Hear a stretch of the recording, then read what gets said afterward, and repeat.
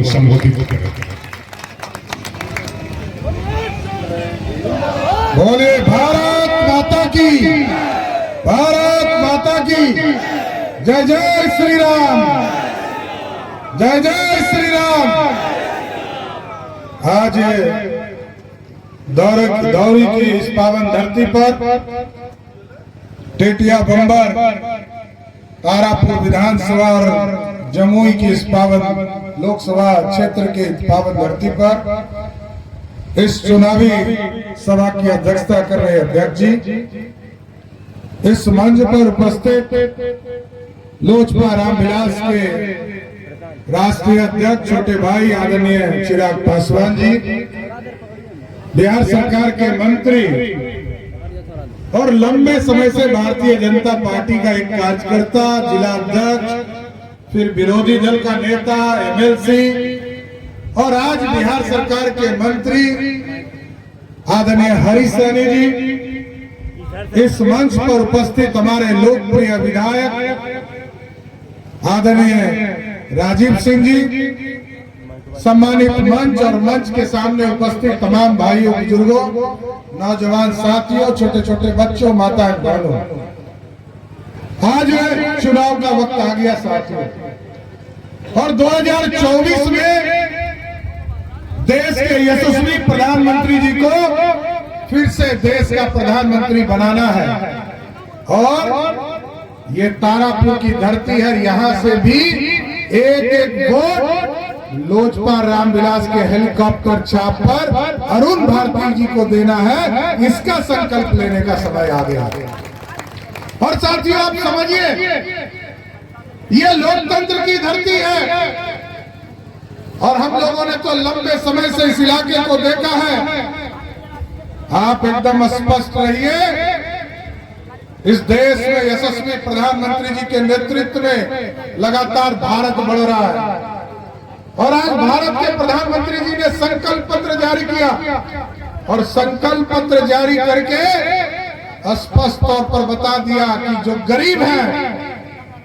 गरीब हैं, जिनको पक्का मकान नहीं मिल पाया आज तक, उनको 2029 के पहले एक एक गरीब को, अभी तक 4 करोड़ गरीबों को पक्का मकान दिया गया साथ। अब जो 3 करोड़ का घोषणा आज किया गया, जो भी परिवार में बंटवारा होता है, जो गरीब घर में, जिनके घर पर पक्का मकान नहीं है, तो मोदी की गारंटी है आने वाले समय में उनको एक एक व्यक्ति को पक्का मकान मोदी सरकार देने का काम करेगी। और साथियों, लोग चर्चा करते हैं बिहार के विकास के लिए। आज प्रधानमंत्री नरेंद्र मोदी जी जब देश के प्रधानमंत्री बने, 14 के पहले का भारत और आज का भारत बहुत बदल चुका साथियों। कल तक गरीब चिंता करता था हमको खाना कहां से मिलेगा, लेकिन आज गरीब चिंता ये करता है कि मोदी जी ने जो अनाज दिया है इसका सल्टाने का काम कैसे करना है। मोदी जी 5-5 किलो अनाज देते हैं प्रत्येक व्यक्ति को। कुछ साथी को तो बेचना भी पड़ता है, लेकिन स्वस्थ रहिए, मोदी जी की गारंटी है 5 किलो अनाज तो देंगे ही खाने के लिए। 5 लाख तक का इलाज भी मुफ्त नीतीश कुमार और मोदी सरकार ने तय कर दिया। अब गरीब बहनों को जेवर नहीं बेचना पड़ेगा, गरीबों को 5 लाख तक के इलाज के लिए सोचना नहीं पड़ेगा। सीधा कागज दिखाएंगे और सीधे हॉस्पिटल में भर्ती हो जाएंगे। और डबल इंजन की सरकार क्या होती है साथियों, ये समझिए। जब तक महागठबंधन की सरकार थी बिहार में, लोग चिंता करते थे कि हमारा आयुष्मान भारत कार्ड नहीं बनेगा, लेकिन यहाँ राजीव जी बैठे हैं। हम लोगों ने तय किया डबल इंजन की सरकार के बाद आदरणीय नीतीश कुमार जी के नेतृत्व में, उस समय मैं स्वास्थ्य विभाग का भी मंत्री था, 2 मार्च को मैंने तय किया, तब तक पूरे बिहार में मात्र 83 लाख लोगों को आयुष्मान भारत कार्ड था और 2 मार्च को तय किया और 17 मार्च तक मैं स्वास्थ्य मंत्री रहा साथियों।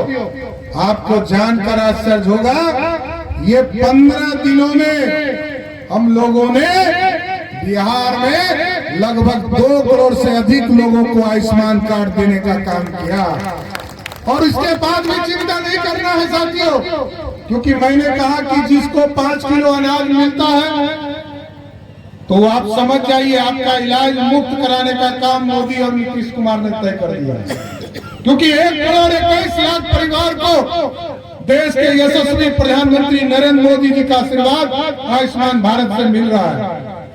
और 58 लाख परिवार आदरणीय नीतीश कुमार जी के नेतृत्व में जो बिहार की सरकार चल रही है, इसके द्वारा 58 लाख परिवार मतलब बिहार के लगभग 10 करोड़ लोगों को हम सीधे आयुष्मान से जोड़ने का काम किए हैं। इसलिए बिहार का कोई गरीब बच ही नहीं सकता है साथियों। एक एक काम को पूरा करना है। और अभी मैं जानता हूं केतिया बम्बर के इलाके को, एक एक जगह मैं विधायक तो नहीं रहा है, लेकिन लंबे समय तक आप लोगों का आशीर्वाद मेरे परिवार को मिला है। अभी राजीव जी यहाँ से माननीय विधायक है, हमारे भाई है, एकदम अस्वस्थ रहिए।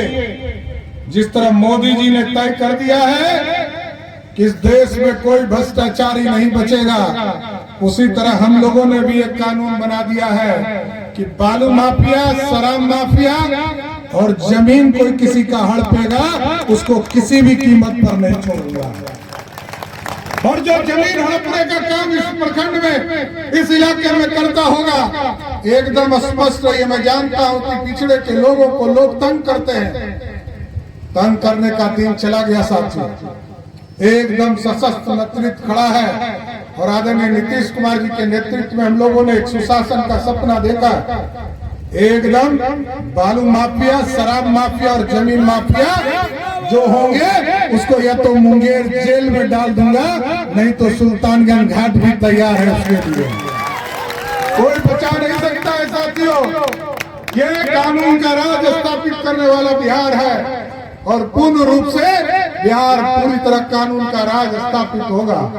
और ये भारत बढ़ रहा है, इसलिए मैंने कहा भारत, कुछ लोग तो ये सोचते हैं कि मेरी बपौती है। एक चीज समझ लीजिए साथियों,